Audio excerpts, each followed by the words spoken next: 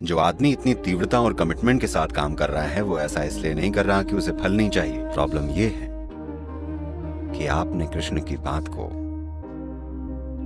राजा के सेवक के शब्दों में सुना है। आप जीवन में चाहे जो भी करना चाहें, आपके लक्ष्य होते हैं, चाहे आर्ट हो, म्यूजिक हो, आध्यात्म हो, राजनीति हो, बिजनेस हो। आपको लगता है आप कुछ भी महत्वपूर्ण कर पाएंगे।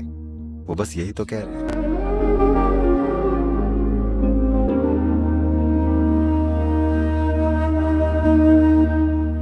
भगवत गीता में भगवान श्री कृष्ण हमें फल की चिंता छोड़कर कोशिश करते रहने का उपदेश देते हैं। पर मुझे काम करते जाना और नतीजों पर ध्यान ना देना बहुत ज़्यादा मुश्किल लगता है, और मैं जानना चाहती हूँ कि हम ये कैसे करें, बिना फल के बारे में सोचे कैसे बस प्रयास करते रहे। लोग सोचते हैं कि कृष्ण यानी मक्खन, लड़कियां और बांसुरी। पर आपको यह समझना चाहिए, ये सारी चीजें तब हुई जब वो 16 साल के थे। तो 16 के बाद उन्होंने एक बहुत ही कमिटमेंट भरा जीवन जिया। उनका कमिटमेंट था उस समय की राजनीतिक प्रक्रिया और आध्यात्मिक प्रक्रिया को जोड़ना, क्योंकि उन्होंने देखा कि जब तक सत्ता पर बैठे हुए लोगों में जीवन की एक बड़ी समझ नहीं पैदा होती और वो अपनी पहचान में सभी को शामिल नहीं करते, ऐसे नहीं कि बस मेरा परिवार, मेरे बच्चे, मेरा पति, मेरी पत्नी और ये सब, जब तक आपकी अपनी पहचान की समझ बड़ी नहीं हो जाती, सिर्फ तभी आपको सत्ता की ताकत मिलनी चाहिए, नहीं तो भ्रष्टाचार होने लगेगा। लोग कहते हैं सत्ता भ्रष्टाचार है। सत्ता भ्रष्टाचार नहीं है, सीमित पहचान भ्रष्टाचार है। उनको लगता है वो सही काम कर रहे हैं और वो हर समय भयानक काम कर रहे हैं, क्योंकि उनकी पहचान इतनी छोटी है। तो कृष्ण इसे बदलने की कोशिश कर रहे थे। ये उनके पूरे जीवन का मिशन था और वो हमेशा फल को पाने के लिए काम करते रहे। जो आदमी इतनी तीव्रता और कमिटमेंट के साथ काम कर रहा है वो ऐसा इसलिए नहीं कर रहा कि उसे फल नहीं चाहिए। जाहिर है वो फल के लिए काम कर रहे हैं। प्रॉब्लम ये है कि आपने कृष्ण की बात राजा के सेवक के शब्दों में सुनी है और किसी ने आपको नहीं बताया। उन्होंने केवल अर्जुन से बात की, अर्जुन ने कभी नहीं बताया। वो उस घटना के बाद 36 साल और जीवित रहे, पर उन्होंने कभी कृष्ण की बताई हुई बातों के बारे में एक शब्द नहीं कहा। क्या आपने कहीं सुना है? वो एक राजा थे, पर एक बार भी उन्होंने ये नहीं कहा कि कृष्ण ने मुझे युद्ध के मैदान में ये बताया था, एक बार भी नहीं। तो जो कुछ भी आपने सुना है वो केवल संजय से सुना है, जो कि राजा के एक सेवक थे।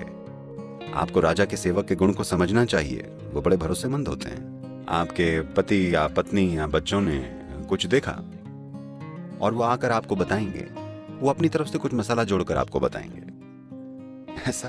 ऐसा होना हर इंसान के लिए स्वाभाविक है। उनकी अपनी रायें, विचार, दूसरी चीजें अपने आप उनकी बातों में शामिल हो जाएंगी।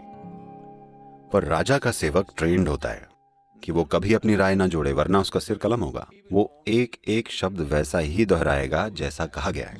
जब दो लोगों के बीच बहुत गहरा संबंध होता है तब बातें अलग तरह की होती हैं। अगर दो प्रेमी कुछ कर रहे हैं, एक दूसरे से बातें कर रहे हैं, तो शायद किसी को लगे वो लड़ रहे हैं, पर उनका लव अफेयर चल रहा है। तो ये कृष्ण और अर्जुन के बीच एक लव अफेयर जैसा है, क्योंकि वो एक दूसरे को बहुत घनिष्ठता से जानते हैं। तो वो एक खास तरह की भाषा में बोल रहे हैं। और राजा का सेवक होने के नाते संजय एक एक शब्द सुनकर संदर्भ को जाने या उसको अनुभव के स्तर पर समझे या जाने बिना संजय बता रहे हैं। और अब ये समझने के बाद मूल रूप से बात बस इतनी सी है, आप जीवन में जो भी करना चाहते हैं, आपके लक्ष्य होते हैं। आप किस तरह के लक्ष्य बनाएंगे? अभी आप यूनिवर्सिटी में हैं, आप किस तरह के लक्ष्य बनाएंगे? जितना आप पहले से जानते हैं आप उसे थोड़ा बहुत बढ़ा चढ़ा देंगे और सोचेंगे ये आपके जीवन का बड़ा लक्ष्य है। आमतौर पर लोग इसे एम्बिशन कहते हैं, मैं इसे कॉन्स्टिपेशन कहता हूं, क्योंकि आप जीवन को थोड़ा थोड़ा करके संभालने की कोशिश कर रहे हैं, बिल्कुल कब्ज की तरह। अगर आपका एक लक्ष्य है तो आपका लक्ष्य कोई बिल्कुल नई चीज नहीं हो सकता। आप जो पहले से जानते हैं आपका लक्ष्य बस उसका एक बड़ा रूप होगा, है या नहीं? क्या आप कोई ऐसा लक्ष्य सोच सकते हैं जिसके बारे में आप कुछ नहीं जानते? ये कैसे संभव होगा? तो वो क्या कह रहे हैं समझिएगा, कि आपने एक दिशा चुन ली है, लेकिन आपको प्रोसेस को लेकर समर्पित होना पड़ेगा, वरना लक्ष्य केवल एक भ्रम रह जाएगा। वो कह रहे हैं ये कदम ठीक से उठाए बिना आप लक्ष्य के बारे में भ्रमित होने लगते हैं, ऐसे कैसे चलेगा? योग में हम इसे बहुत सरलता से कहते हैं। हम कहते हैं अगर आपकी एक आंख लक्ष्य पर हो तो रास्ता ढूंढने के लिए बस एक ही आंख बचेगी, ऐसा करना बेकार है, बस। तो वो ये कह रहे हैं कि लड़ाई में अगर आप सक्षम नहीं हैं तो ऐसा नहीं है कि आपका इंक्रीमेंट या प्रमोशन नहीं हो पाएगा, आप बस मार दिए जाएंगे। लड़ाई के बीच में अगर आप निकम्मे हैं तो आपको लगता है आप बस अपने मार्क्स वगैरह खो देंगी? क्या आप बस अपने ग्रेड्स वगैरह खो देंगी? नहीं, आप उसी शाम गाड़ दिए जाएंगे।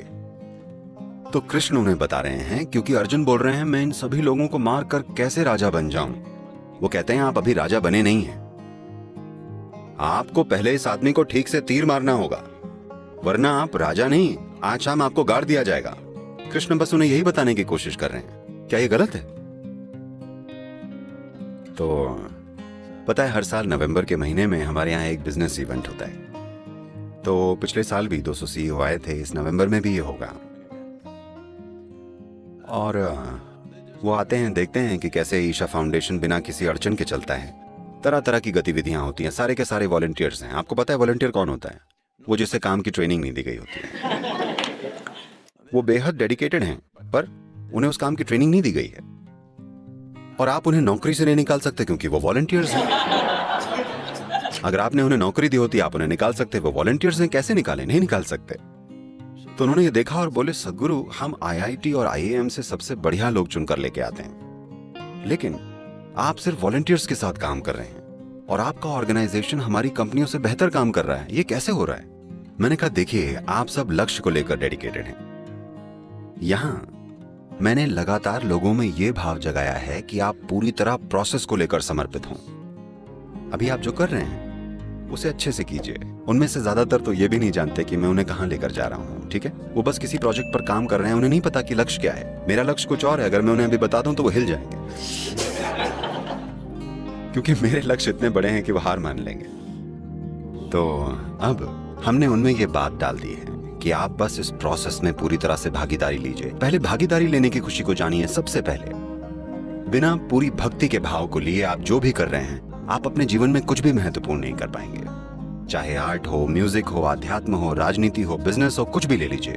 बिना उस प्रोसेस के प्रति समर्पित हुए आप जो भी काम कर रहे हैं, आपको लगता है आप कुछ भी महत्वपूर्ण कर सकते हैं? कृष्ण बस यही तो कह रहे हैं।